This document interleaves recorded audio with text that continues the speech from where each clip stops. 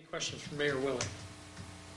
Mayor, I was very interested in that article that you circulated, and I do recall that I think it was 2 years ago in the budget we added something to the budget to I think it was for purchase of other equipment for the company that otherwise would have fallen to the department. That seems to have been just a one-year thing. I wonder if we are looking toward alleviating this problem with a similar approach in the coming year and beyond. We've kind of already started conversations very informally with the fire departments about items they may need, what would help make life a lot easier for them and so forth. And we should have some different proposals coming up. Mayor Willie, in the next few years, do you anticipate that we will have to do some very hard thinking and problem solving in terms of how we will support our volunteer fire department financially? What I think is that over the last several years, a lot of companies have reduced headcount, and they've learned to work different procedures, different probabilities with less people on the payroll. I think you're going to see the same thing with the fire departments, and that's primarily because these employers, they're working with less headcount, but at the same time they don't have the extra folks that can now go and attend fires like they used to. So part of the fire department's manpower is going to be drying up a little, if you will. Sure. They have the high school classes now offer a fire engineering class, and the kids are taking advantage of that, but that's kind of temporary. And we do allow town employees to go to fires, especially those that are of any consequence. So I think over the next couple of years, we are going to have some very hard choices to make, and that's kind of why we're talking with the fire departments early on now before these budget hearings get too far along.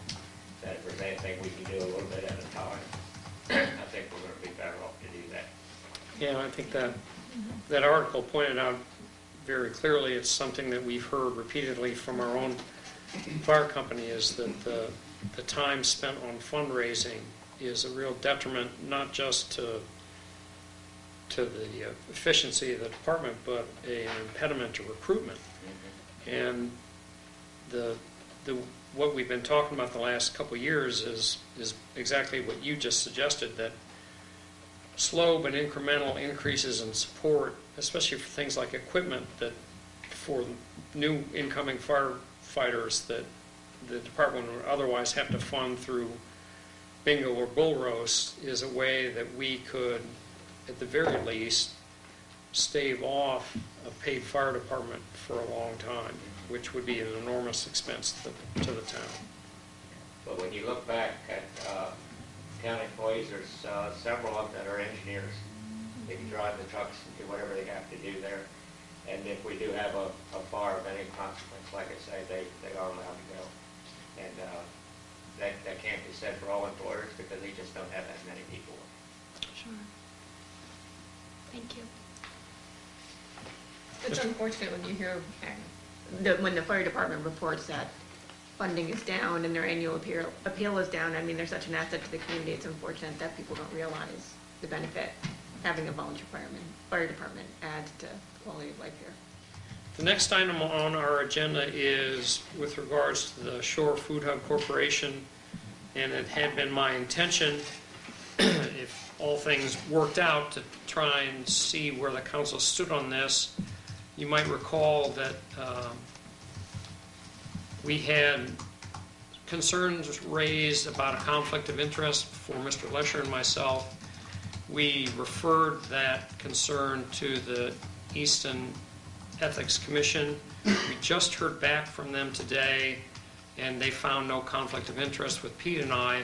But shortly after that first issue was raised, a second issue was raised concerning the mayor and Ms. Cook, who both sit on the Easton Economic Development Corporation board, and whether that was a conflict of interest. We have not heard back from the Ethics Commission on that. Probably will in the next few days, but until we do, I'm going to delay acting on this in any way. So until we have the go-ahead from the Ethics Commission, we'll hold off on that.